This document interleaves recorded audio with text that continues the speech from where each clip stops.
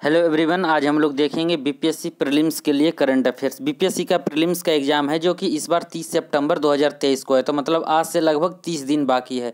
तो हम लोग एक बार 2023 के लिए करंट अफेयर्स देख लेंगे जो कि इम्पोर्टेंट है। तो अब हम लोग आगे बढ़ते हैं। हमारा पहला है आज का करंट अफेयर्स की पद्म पुरस्कार 2023 में बिहार के किन किन लोगों को मिला है।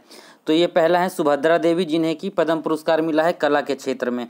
दूसरा है आनंद कुमार, जो कि सुपर 30 चलाते हैं, जो आईआईटी और आईआईटी जेईई की तैयारी कराते हैं। तीसरा है कपिल देव प्रसाद, जो कि कपड़ों पे 52 बूटी करते हैं, ये कला के क्षेत्र में, ये नालंदा जिला के हैं। अगला प्रश्न हमारा, पटना और मुजफ्फरपुर में जियो टू 5G सेवा लॉन्च हुआ है। तो कहाँ पे लॉन्च हुआ था? पहली बार 5G सेवा बिहार में पटना और मुजफ्फरपुर में लॉन्च हुआ था। और डेट पूछा जाता है कब लॉन्च हुआ था, तो ये 14 जनवरी 2023 को बिहार में पहली बार 5G सेवा लॉन्च हुआ था। अब हम लोग आगे बढ़ते हैं। आगे हमारा स्वच्छ सुजल शक्ति सम्मान 2023 के लिए है। तो स्वच्छ सुजल शक्ति सम्मान 2023 में किसको मिला है? बिहार की बबीता गुप्ता को मिला है स्वच्छ सुजल शक्ति सम्मान मिला है। ये भारत सरकार के जल शक्ति मंत्रालय के द्वारा दिया जाता है। तो ये पूछा जा सकता है कि जल शक्ति मंत्रालय के द्वारा दिया जाने वाला स्वच्छ सुजल शक्ति सम्मान 2023 में बिहार के किसे मिला? तो बबीता गुप्ता को मिला है इस बार स्वच्छ सुजल शक्ति सम्मान। आगे देखते हैं हम लोग, बिहार के 41वें राज्यपाल किन्हें चुना गया? तो अभी तत्कालीन बिहार के जो राज्यपाल हैं वो राजेंद्र विश्वनाथ आर्लेकर हैं। अभी बिहार के राज्यपाल कौन है? राजेंद्र विश्वनाथ आर्लेकर हैं, जिनको शपथ दिलाया गया था मुख्य न्यायाधीश न्यायमूर्ति चक्रधारी शरण सिंह के द्वारा दिया गया था। तो अभी बिहार के राज्यपाल कौन है? राजेंद्र विश्वनाथ आर्लेकर हैं। अब हम लोग आगे बढ़ते हैं। अगला प्रश्न हमारा current affairs pharmacy protection practice regulation से रिलेटेड है। तो ये बिहार में लागू किया गया है फार्मेसी प्रैक्टिस रेगुलेशन। बिहार ऐसा करने वाला चौथा राज्य बन गया है कि फार्मेसी से रिलेटेड बिल लाने वाला चौथा राज्य बन गया। पहला कौन है? केरला है, दूसरा कर्नाटक है, तीसरा दिल्ली है और चौथा बिहार बन गया, चौथा राज्य बन गया जो फार्मेसी प्रैक्टिस रेगुलेशन लाया है।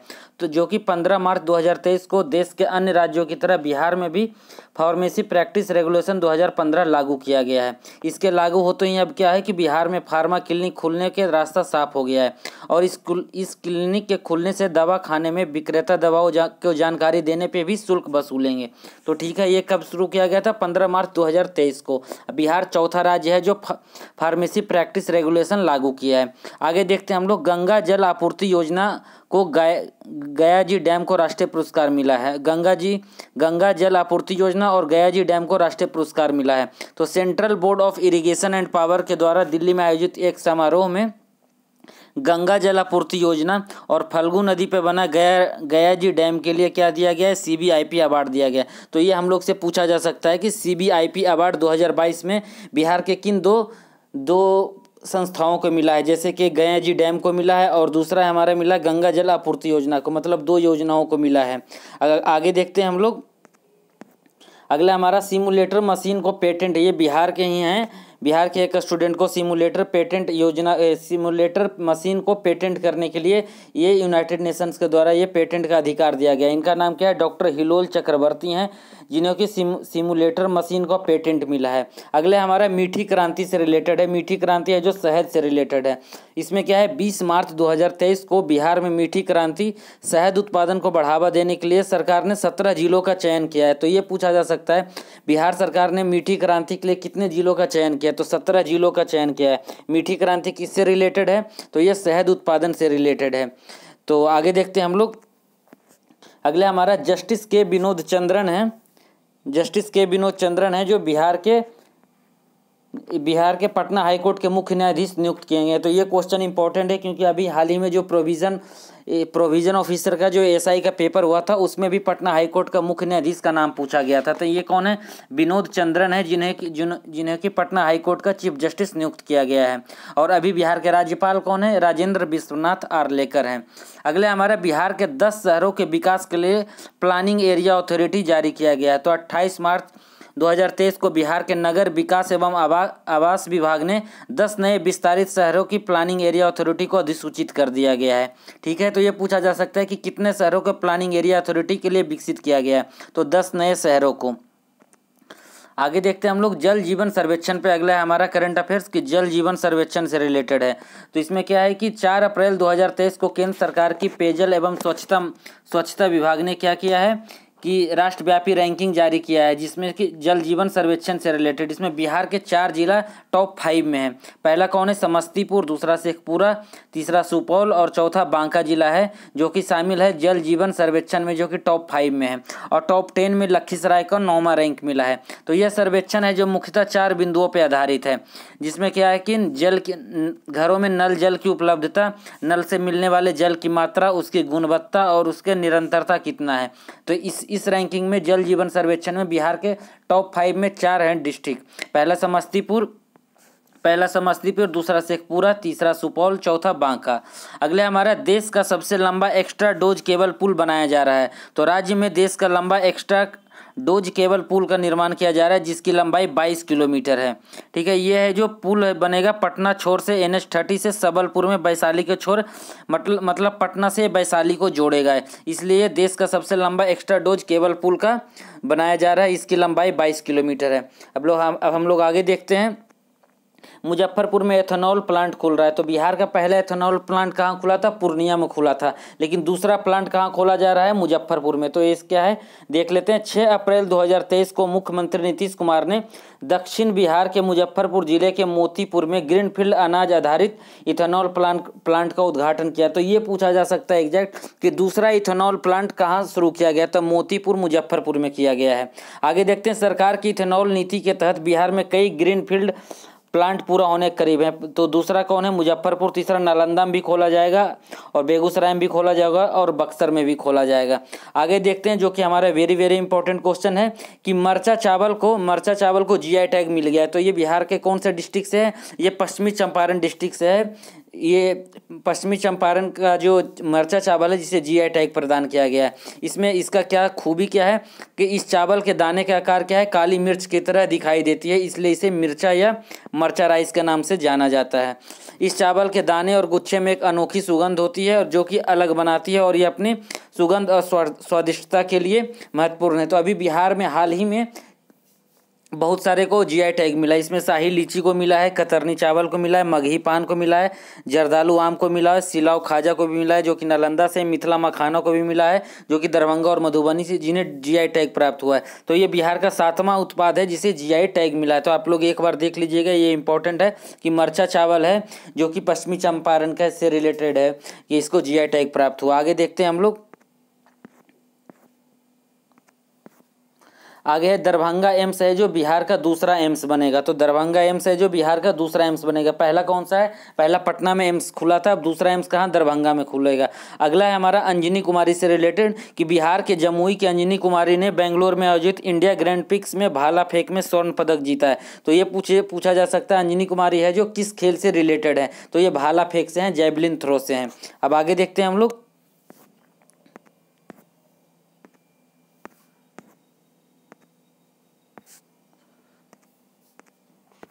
अगला हमारा मरीजों को मुफ्त दवा देने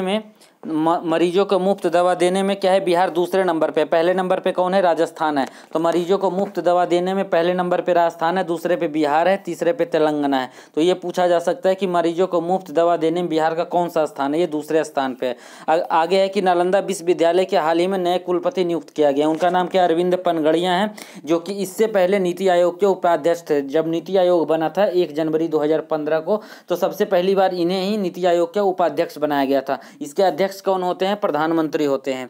और इन्हें ही अरविंद पनगड़िया को अभी हाल ही में नालंदा विश्वविद्यालय का क्या बनाया गया है? कुलाधिपति बनाया गया है। अब हम लोग आगे देखते हैं। अगला हमारा मिशन परिवर्तन से रिलेटेड है। तो मिशन परिवर्तन से रिलेटेड क्या है कि बिहार के मुख्यमंत्री तेजस्वी यादव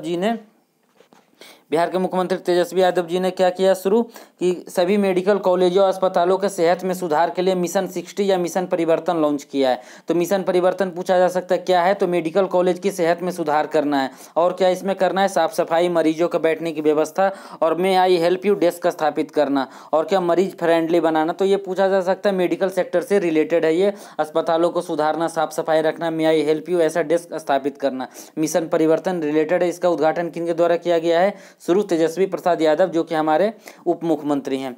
अगला हमारे बिहार में 8.6 लाख मछली टन का उत्पादन हुआ है। ये पूछा जा सकता है, ऐसा तो क्वेश्चन आता नहीं है लेकिन ये देख लेंगे।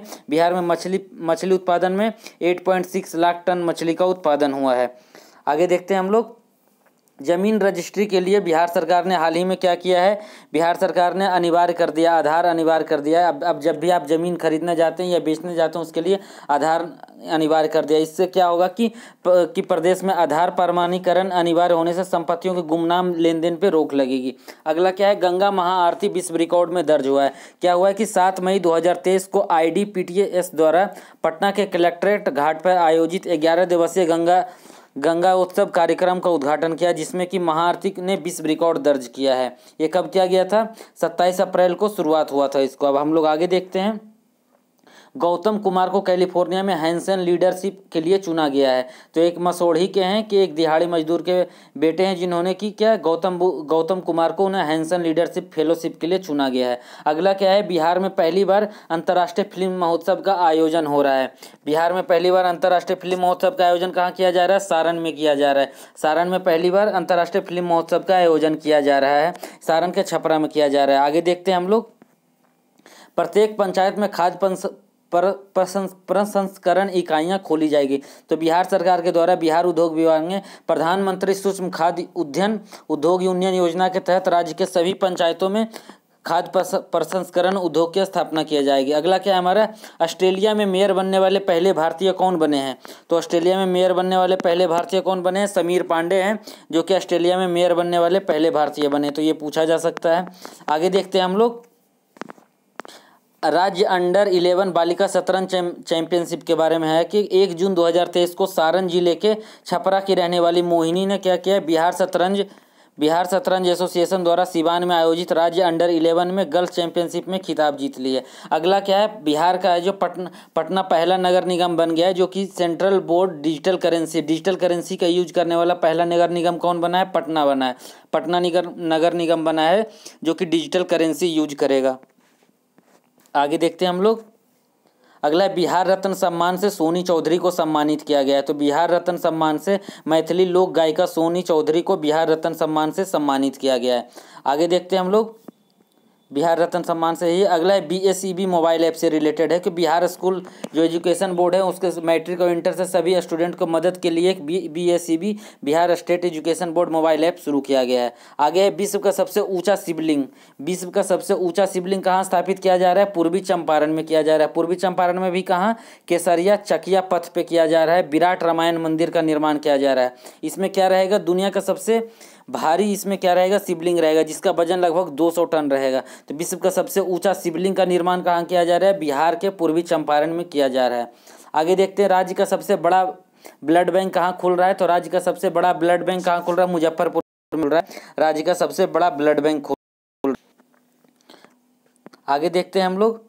अगला, चौथा राष्ट्रीय जल पुरस्कार किसे मिला है। तो 17 जून 2023 को उपराष्ट्रपति जगदीप धनखड़ ने नई दिल्ली के विज्ञान भवन में केंद्रीय जल शक्ति मंत्रालय के चौथे राष्ट्रीय जल पुरस्कार समारोह में बिहार को तीसरा पुरस्कार प्रदान किया। इसके किस लिए किया है कि भूजल स्तर को बढ़ाने के लिए बिहार सरकार के द्वारा सार्वजनिक कुओं का निर्माण और तालाबों का रिवाइवल किया गया, इसलिए भारत सरकार के द्वारा चौथा राष्ट्रीय जल पुरस्कार से सम्मानित किया गया। अगला हमारा क्या, स्मिता कुमारी से क्या है, बिहार के बसानपुर गाँव के नालंदा जिला के रहने वाले स्मिता कुमारी ने क्या किया है, समकोणासन योग में 3 घंटे 10 मिनट 12 सेकंड तक की एक ही मुद्रा में रहने का विश्व रिकॉर्ड बनाया है। अगला क्या है, रॉ रिसर्च एनालिसिस विंग के हेड कौन बने हैं, रवि सिन्हा, जो कि भोजपुर बिहार के हैं। तो रॉ के हेड कौन बने हैं, रवि सिन्हा, जो कि भोजपुर बिहार के हैं। अगला है, राष्ट्रीय फ्लोरेंस नाइटिंगेल पुरस्कार से किसे सम्मानित किया गया है। तो ये गायत्री कुमारी को राष्ट्रीय फ्लोरेंस नाइटिंगेल पुरस्कार से सम्मानित किया गया। ये शेखपुरा के हैं। अगला है, साहित्य अकादमी बाल साहित्य पुरस्कार से किसे सम्मानित किया गया। तो अक्षय आनंद सैनी को, मैथिली भाषा के अक्षय आनंद सैनी को सम्मानित किया गया बाल साहित्य पुरस्कार से। अगला, G20 लेबर या L20 का आयोजन या शिखर सम्मेलन का आयोजन कहाँ किया गया है। तो ये पटना में किया गया है। तो इस साल G20 2023 का आयोजन इंडिया में किया जा रहा है, जो कि 8 से 10 सितंबर के बीच में दिल्ली में आयोजित होगा। तो इसी के दरमियान जो L20 हुआ है, लेबर 20 से रिलेटेड जो सम्मेलन हुआ है वो हुआ है पटना में हुआ है, लेबर 20 से। तो इसमें क्या था, लेबर 21 से 23 जून के बीच में पटना में शुरू हुआ था और इसका उद्घाटन किनके द्वारा किया गया है, बिहार के राज्यपाल राजेंद्र विश्वनाथ आर्लेकर किया गया है।